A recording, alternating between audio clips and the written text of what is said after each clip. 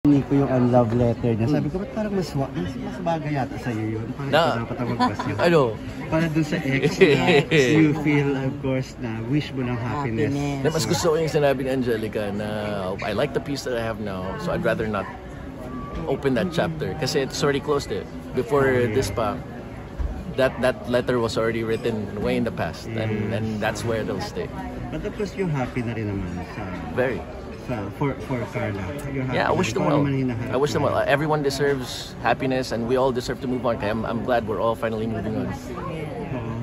And siguro, with kung ano man ang plano niya, with after her wedding, siguro balik tapos na rin sa inyo. Yung even that's their life. Ako, nakatutok ako sa restrictions na ganyan, sarili kong married life lang. Doon ako nakatutok.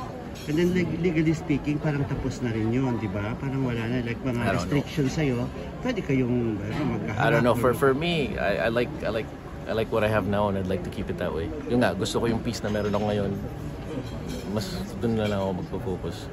So yung past, I don't wanna open any of that. Lumabas yung medyo lumabas yung balitang yun. Ano eksaktong naramdaman mo?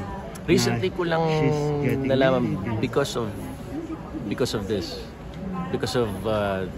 media con, and when I hear it, yeah, it's an honest reaction. I wish them well, and yun nga, I'm glad to know everyone is moving on.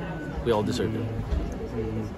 And hopefully, well, siguro darating yung time na pwede na kayong mag-work na magkasama. Hindi pa pwede.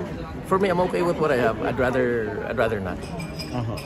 Para hindi na lang maungkat din, ano? Yeah, I'd rather not. Okay na ako sa, I like this. I like what I have. I don't need, I don't need to revisit that.